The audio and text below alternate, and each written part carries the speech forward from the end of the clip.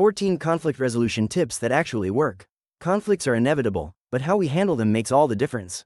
Whether at work, home, or in personal relationships, effective conflict resolution fosters understanding and strengthens connections.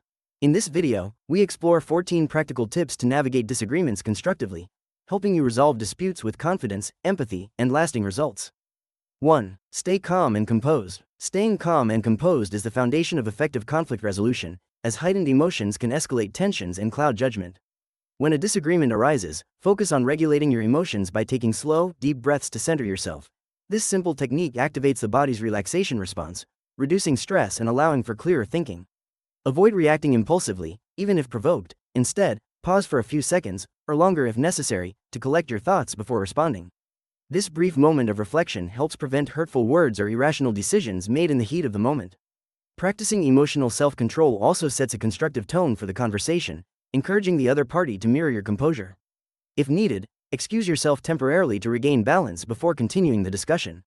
Staying calm doesn't mean suppressing feelings. It means managing them wisely to address the issue logically and respectfully, paving the way for a more productive resolution. Mastering this skill fosters healthier communication and prevents minor conflicts from spiraling into major disputes. 2. Listen actively. Active listening is a cornerstone of conflict resolution, as it demonstrates respect and fosters mutual understanding. To listen actively, give the other person your undivided attention, maintain eye contact, avoid interrupting, and set aside distractions like phones or internal judgments. Focus not just on their words but also on their tone and body language to grasp the full message. Show engagement through nods or brief verbal acknowledgments like "I see" or "go on." To ensure clarity, paraphrase their points in your own words. "So what I'm hearing is that you feel overlooked when decisions are made without your input, is that correct?" This reflection confirms you've understood correctly and makes the speaker feel heard, often diffusing frustration. Avoid formulating your response while they're talking. Instead, listen to learn, not just to reply. Active listening uncovers the root of the conflict, reduces misunderstandings, and builds trust, creating a collaborative environment where solutions can emerge. By prioritizing understanding over persuasion, you turn confrontation into constructive dialogue. 3. Focus on the issue, not the person. Effective conflict resolution requires separating the problem from the person to keep discussions productive and respectful. Instead of criticizing the individual, "You're so irresponsible," address the specific behavior or situation. "Missing the deadline affected the project timeline. Let's discuss how to prevent this next time." Blame and generalizations like "you always," or "you never," put people on the defensive, escalating tensions. Instead, frame concerns objectively using "I" statements. "I felt frustrated when the report was late," to express your perspective without accusation. This approach shifts the focus to collaborative problem-solving rather than personal fault-finding. Recognize that the goal is to resolve the issue, not win against the other person. By depersonalizing the conflict, you create a safer space for open dialogue, reduce hostility, and increase the likelihood of finding a mutually acceptable solution. Keeping the conversation solution-focused fosters teamwork and preserves relationships, even in disagreement. 4. Use "I" statements. Using "I" statements is a powerful way to express your feelings without putting the other person on the defensive. Instead of accusatory language like "you never listen," which can trigger resistance, frame your concerns from your own perspective. "I feel unheard when I'm interrupted." This approach shifts the focus to your emotions and experiences rather than assigning blame, making the conversation less confrontational. "I" statements typically follow a simple structure. "I feel," emotion, when specific behavior happens because reason. For example, "I feel frustrated when meetings start late because it delays my schedule." This method encourages accountability and opens the door for constructive dialogue, as the other person is less likely to feel attacked. It also promotes self-awareness, helping you articulate your needs clearly while fostering empathy from the listener. By taking ownership of your feelings and avoiding sweeping generalizations, you create a more respectful and productive environment for resolving conflicts. 5. Find common ground. Finding common ground transforms conflict from a battle of opposing sides into a collaborative effort toward mutual success. Start by identifying shared goals, values, or interests that both parties agree on, whether it's a successful project, a harmonious team, or a strong relationship. Phrasing like, "We both want this project to succeed, how can we make that happen?" shifts the focus from disagreement to partnership. This technique builds rapport and reduces defensiveness, as it emphasizes alignment rather than division. Even in heated disputes, there's often an underlying shared desire, such as fairness, respect, or efficiency. Highlighting these connections fosters cooperation and makes problem-solving feel like a joint mission rather than a zero-sum game. By anchoring the conversation in shared objectives, you create a foundation for compromise and creative solutions, ensuring that resolutions are sustainable and satisfying for everyone involved. 6. Be willing to compromise. Compromise is essential in conflict resolution because rigid demands often lead to deadlock. Being willing to meet halfway demonstrates respect for the other person's needs while advocating for your own. Instead of viewing negotiations as a win-lose scenario, approach them with flexibility by asking, what part of this can we both agree on? This mindset shifts the focus from stubborn positions to shared interests, paving the way for creative solutions. For example, if scheduling conflicts arise, propose alternative timelines that accommodate both parties. Compromise doesn't mean surrendering your needs, it means finding a balanced outcome where everyone gains something valuable. By showing openness to adjustment, you encourage reciprocity, making the other person more inclined to collaborate. Successful compromises strengthen relationships, as both sides feel heard and valued. Ultimately, this approach transforms conflicts into opportunities for mutual growth and sustainable resolutions. 7. Avoid assumptions. Assumptions are often the fuel that escalates conflicts, as we tend to interpret others' actions through our own biases. Instead of jumping to conclusions, they ignored me on purpose. Pause and seek clarity with open-ended questions like, can you help me understand why this happened?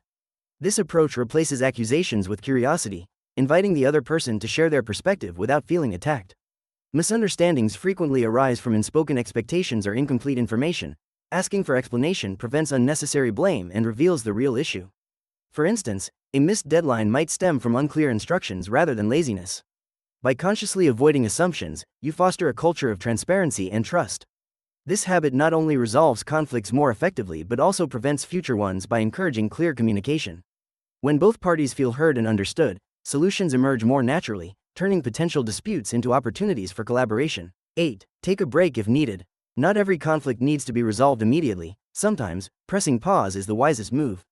When emotions run high, rational thinking shuts down, and conversations can spiral into unproductive arguments. In these moments, proposing a brief timeout shows emotional intelligence.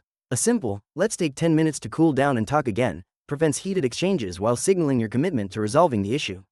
Use this break to breathe, reflect, or even jot down key points to address calmly later.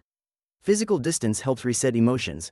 A short walk, a glass of water, or mindful breathing can restore perspective. This strategy is especially useful in recurring conflicts or when either party feels overwhelmed.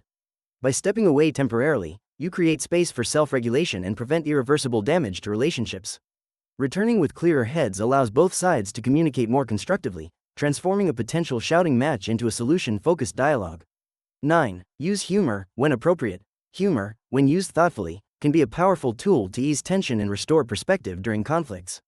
A well-timed, lighthearted comment, like, well, this isn't the meeting of the minds we hoped for, can break the ice and remind both parties that disagreements don't have to be hostile. However, the key is to keep humor kind, inclusive, and relevant to the situation, avoiding sarcasm or jokes at someone's expense, which can backfire and deepen resentment. The goal is to create a shared moment of relief, not to trivialize the issue or mock the other person. For example, acknowledging a miscommunication with a chuckle and wow, we really got our wires crossed here, can shift the energy from frustration to collaboration. This technique works best when both parties are open to it and the conflict isn't deeply personal.